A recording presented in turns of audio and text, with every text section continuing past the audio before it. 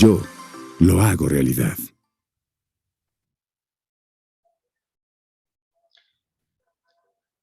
¿Qué tal? ¿Cómo están? Mi nombre es Carlos Eduardo Herrera Avendaño y soy profesor en el doctorado en Administración en la Universidad del Valle de Puebla. El día de hoy vamos a platicar acerca de pues, los diferentes indicadores que son importantes para el estudio de las finanzas y de la economía. Vamos a comenzar platicando acerca de estos indicadores que yo denomino como indicadores básicos precisamente de la economía. Vamos a platicar acerca de lo que es el dinero, las divisas y el tipo de cambio. Mencionamos que los billetes funcionan como medio de pago en las economías locales sin ninguna restricción. Sin embargo, a nivel internacional, no en todos los casos se tiene reconocimiento generalizado. Podemos definir como divisa al dinero de uso legal, ya sea en forma fiduciaria, monedas y billetes, o bancario, que pueden ser los cheques de viajero, etc., y cuya representación nominativa es aceptada como medio de pago o unidad de cuenta en los mercados financieros internacionales, pero siempre manejado por instituciones bancarias. La primera divisa que existió sin ser una moneda físicamente fue el derecho especial de giro. Posteriormente surgió el ECU, que es el European Currency Unit, desaparecido a partir de 1999, dejando su lugar al euro. Las divisas son los únicos bienes que se intercambian por otros cuyas características son las mismas. Por ejemplo, los mexicanos cambiamos nuestra moneda de curso legal, que es el peso, por la moneda del curso legal de los estadounidenses, que es el dólar. Hablamos precisamente de este derecho especial de giro que fue pues utilizado y que ha sido utilizado por el Fondo Monetario Internacional como una divisa que representa pues una canasta diversificada de divisas a través de la cual el Fondo Monetario Internacional presta el dinero a sus países miembros. El hecho de que nosotros platiquemos acerca de lo que es una divisa y lo que es, digamos, una moneda o un billete que es aceptado únicamente de manera local, nos hace pensar que pues en el comercio internacional no todos los billetes y no todas las monedas van a ser aceptados. Por ejemplo, si nosotros viajáramos a otra parte del mundo, pues y lleváramos pesos, no lo aceptarían. Tendríamos que cambiarlo por una divisa que pudiera ser, en este caso, el dólar, puede ser la libra esterlina, o inclusive, pues, el euro. Al hablar precisamente de estos términos, nos lleva a determinar qué es lo que en un momento dado determina pues el valor del dinero en función pues de otra moneda. A esto se le denomina tipo de cambio. El tipo de cambio es la razón precisamente de intercambio que tiene una moneda con respecto a otra. Cuando nosotros hablamos de ello, pues tenemos que referirnos a los diferentes tipos de cambio que en un momento dado existen y han existido. Esto es muy importante porque, pues, al fin y al cabo, cuando nosotros tenemos el concepto de tipo de cambio, el concepto de tipo de cambio nos sirve para poder establecer el valor de nuestra moneda, del peso con respecto al dólar, o del peso con respecto a la libra esterlina, o del peso con respecto al euro. En nuestro país, cuando hablamos de tipo de cambio, también nos viene a la mente lo que es un concepto que se desarrolla, que es el de devaluación. En nuestro país hemos sufrido diversos tipos de devaluaciones en distintos tiempos. Vamos a explicar un poquito acerca del concepto de tipo de cambio y lo que es la parte de la devaluación. Pueden existir cuando menos dos tipos de cambio fundamentales. Uno que es el tipo de cambio fijo y otro que es el tipo de cambio variable. ¿A qué nos referimos nosotros con el tipo de cambio fijo?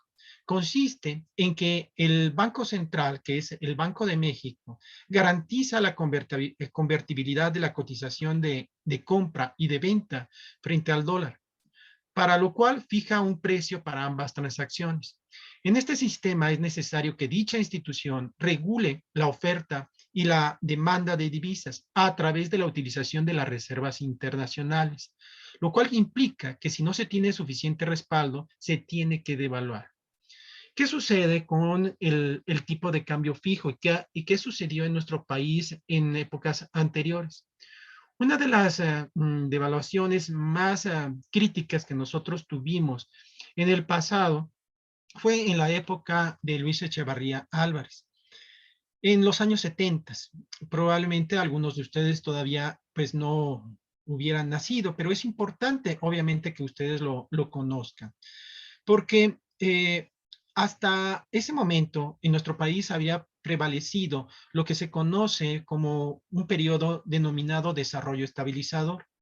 Durante todo ese periodo, que es un periodo posguerra, post Segunda Guerra Mundial, nuestro país tuvo, pues, digamos, cierta bonanza económica, creciendo obviamente pues a ritmos aproximadamente entre el 5 y 6% anual de Producto Interno Bruto.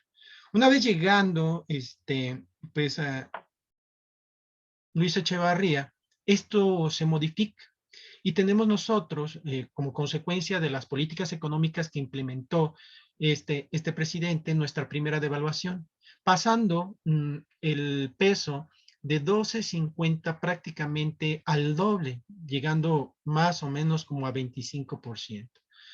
¿Qué sucedía? Pues sucedió que eh, eh, el banco, hubo, pues, como consecuencia de las políticas que había implementado este gobierno, hubo fuga de capitales. Empezó, obviamente, a pedirse, pues, una gran cantidad de dólares dentro del mercado. El Banco Central tenía que respaldar, obviamente, los dólares que se estaban solicitando en el mercado. ¿Y de dónde sacaba dinero? Pues de las reservas internacionales. Llegando un momento en el que, pues, se vaciaron esas reservas internacionales y el Banco de México ya no pudo seguir manteniendo el tipo de cambio fijo que estaba a 12.50. Esto, pues, trajo como consecuencia que, pues, el peso se devaluara. A partir de ese momento, empezamos a tener, pues, una serie de complicaciones en la economía en los siguientes sexenios. Y se tuvo que modificar la manera en la que, pues, de igual forma, se pudiera ir fijando el tipo de cambio. El tipo de cambio fue evolucionando y fue fijándose a través, por ejemplo, de lo que se denominó bandas de flotación. Estas bandas de flotación lo que hacían era que, pues, eh, si el peso llegaba a un determinado nivel, pues se apreciaba, o si llegaba a otro nivel, se depreciaba.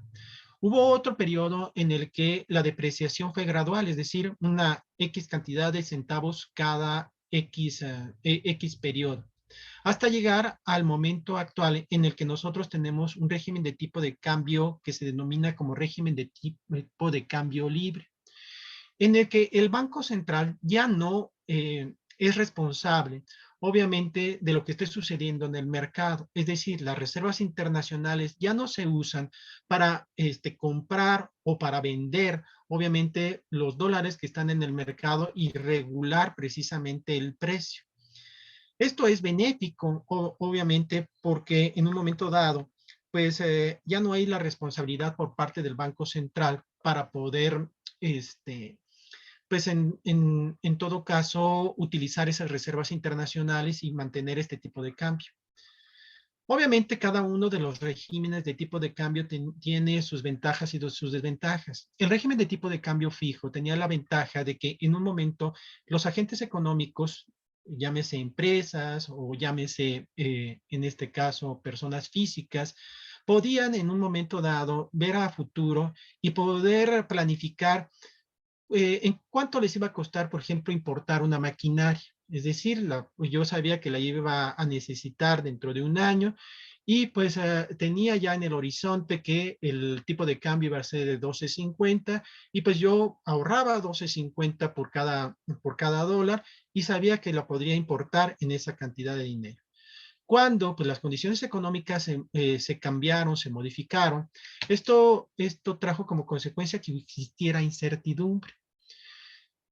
Incertidumbre que de igual forma, pues hoy en día con el régimen de tipo de cambio libre, pues prevalece.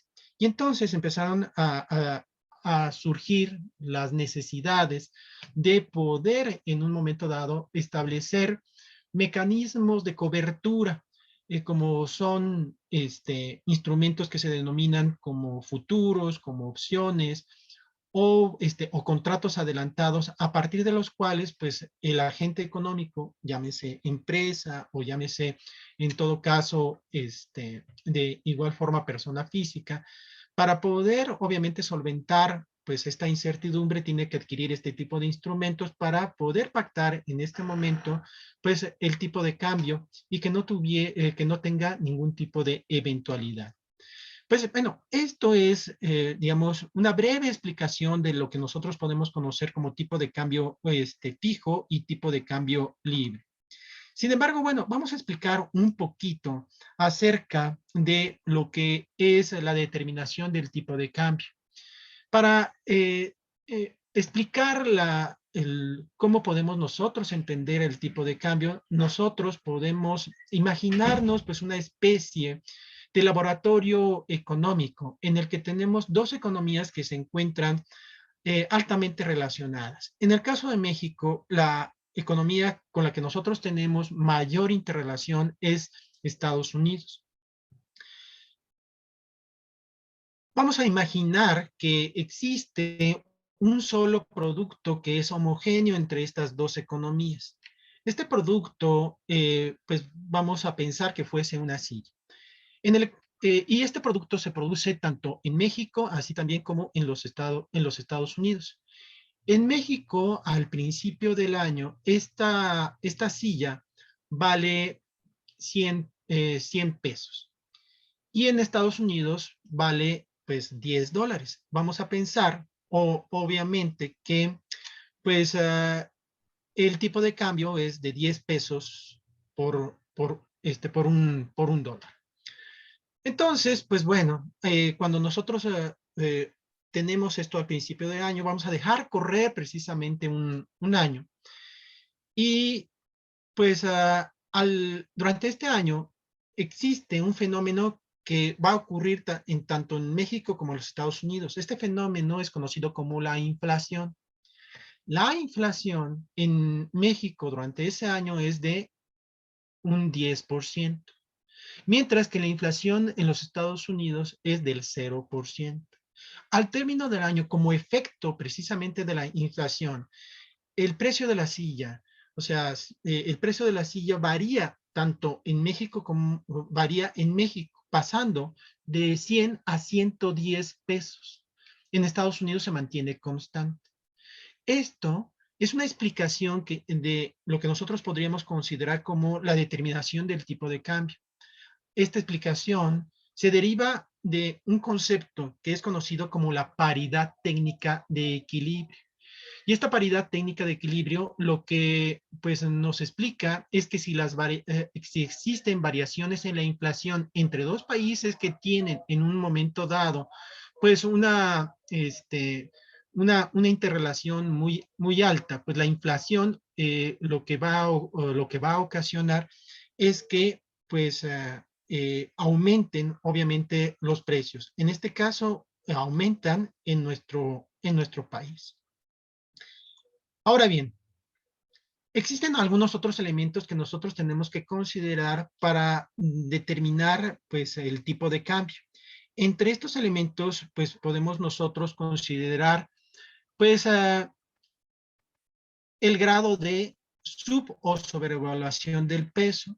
Podemos considerar el diferencial de inflación, obviamente, entre México y los Estados Unidos, la situación de la balanza de pagos, en donde tendríamos que determinar pues cuál es la situación de la balanza comercial y la balanza de capital, el nivel de reservas de Banco de México, el diferencial de tasas de interés entre México y Estados Unidos, la deuda con el extranjero, así también como la cotización del peso en los mercados de futuros de divisas y el riesgo país. Ahora bien, en general se puede decir que existen posibilidades de una devaluación cuando se presentan los siguientes eventos. Por ejemplo, una mayor inflación en México que en Estados Unidos, una disminución de las reservas del Banco Central, la balanza de pagos deficitaria, una menor tasa de interés en México que a nivel internacional, un incremento de la deuda externa, disminución de la cotización del peso en los mercados de futuros y un incremento del riesgo país, entre otros. El tener un peso subvaluado o sobrevaluado trae consigo una serie de efectos dentro de la economía. Por ejemplo, cuando existe subvaluación, pues mejora el saldo de la balanza comercial, suben las tasas de interés, existe rigidez en la política monetaria y fiscal, fluyen capitales extranjeros, aumentan las exportaciones, disminuyen las importaciones y se incrementa pues la competitividad. Pues bien, estos son algunos de los elementos que nosotros podríamos considerar para la explicación de pues, lo que es el tipo de cambio, para poder obviamente entender cuáles son las probabilidades de una devaluación en nuestro país. Espero que pues, esta explicación haya sido pues, de su agrado, haya sido clara. Y pues termino con ello, pues digamos, esta pequeña charla, no sin antes invitarlos a que pues de igual manera se incorporen con nosotros en nuestra universidad. Ustedes podrán, obviamente, obtener los datos de contacto de la universidad en la página web de la misma y con gusto personal dentro de la universidad les atenderá. Les agradezco muchísimo la atención y espero verlos en nuestros planteles. Muchísimas gracias.